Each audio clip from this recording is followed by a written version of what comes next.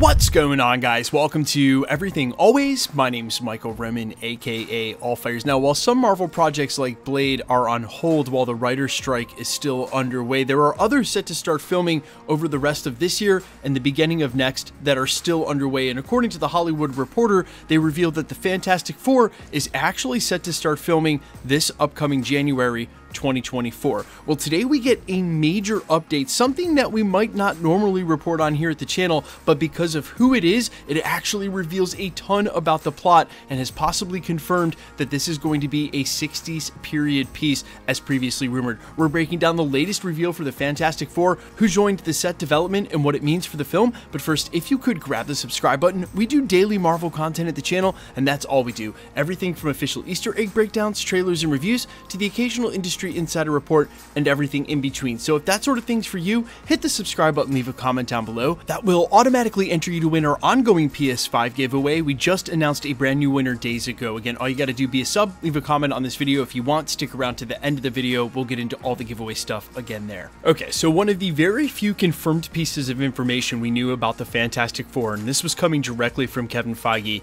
is that it wouldn't be your normal origin story, and to put it in his very own words, everybody already knows the story. Basically, they weren't going to rehash an origin, rather just do what they did with Spider-Man, avoid Uncle Ben and jump right in.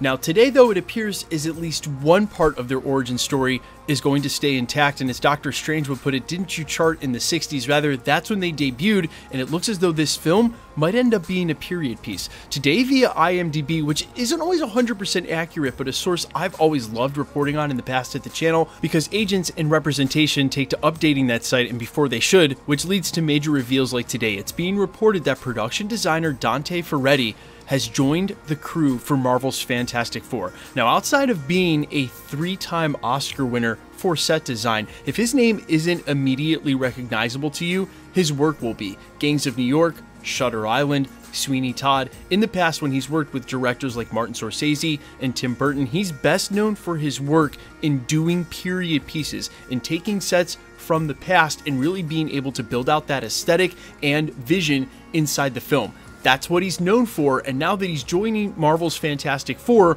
the rumor of it being set during the 60s is looking a lot more likely. Rather, that's why you hire someone like Dante Ferretti, is to be able to do a period accurate piece set somewhere in the past. Now, specifically, this is a huge win for Marvel Studios, because bringing this kind of talent over to the MCU, and as we've heard recently, isn't always a surefire thing. They reached out to John Wick's director, reportedly via the director himself, and he unfortunately turned them down because he was busy with John Wick 4. So they're looking to bring this major talent in. They're not always available, and when they are, they don't always necessarily want to work in the MCU. Just see directors that this guy has worked with, like Martin Scorsese. But now that they've locked him down, and if this is going to be a period piece, it sort of opens up the door to conjecture about, is that a good thing for the MCU, and is that a good thing for the Fantastic Four? Personally, I think yes. It's yet another way to do a movie in the MCU that maybe we haven't seen before, and I think it also allows them some freedom to be able to do the Fantastic Four outside the confines of the very structured MCU that we're in right now. With the way everything is, the snap and the blip, the complicated nature of what they would have to acknowledge and not acknowledge, especially where they've been. If you're not making this a team from the multiverse, then having them get lost in space during the 60s goes a long way in explaining where they've been during the 616 timeline.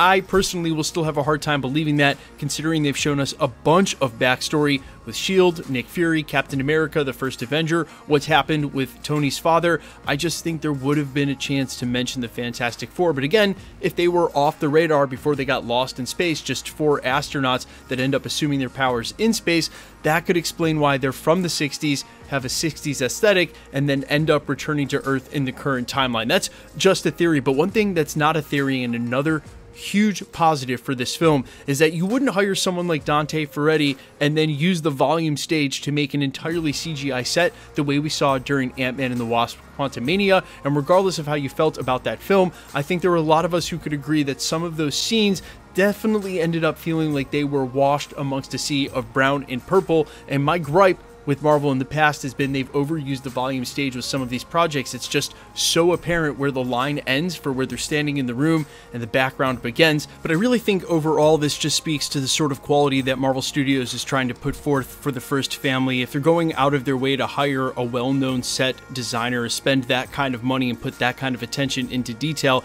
they really want to make this movie stand apart from the others, and I'm definitely really happy to hear that. So overall, I think this is major positives in almost every category except for one, which is a gripe I feel like is worth mentioning considering yesterday's update about what's going on with Dr. Doom.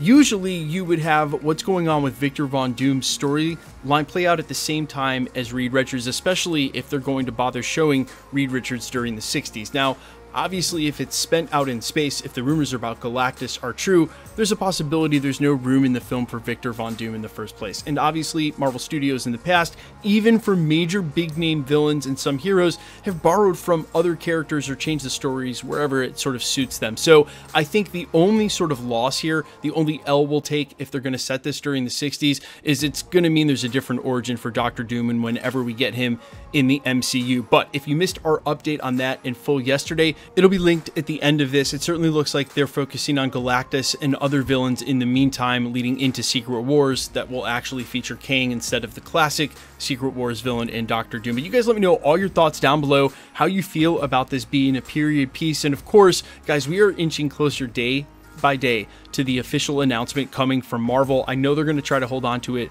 for San Diego Comic-Con, but man, the trades are going to get a hold of it, and it is any day now. Let me know all your thoughts down below quickly. Let's get into the giveaway stuff before I let you go. All right, we are still giving away PlayStation 5s at the channel. If you missed our recent winner announcement, that was in the post-credit scenes for Guardians of the Galaxy a couple of days ago. If you want to be entered to win for any of the future giveaways here at the channel, all the same rules will always apply. All you got to do, hit the subscribe button, then leave a comment down below because it's truly random. The more videos you comment on, the better chance you have of winning.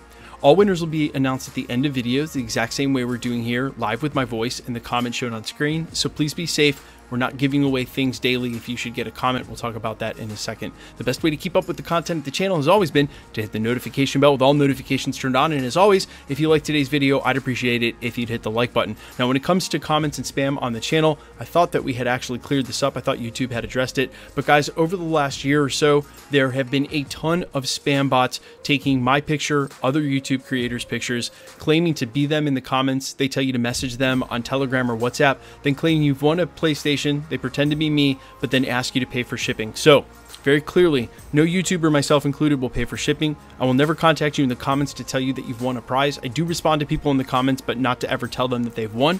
I also will never ask you to contact me on a third-party app like Telegram or WhatsApp.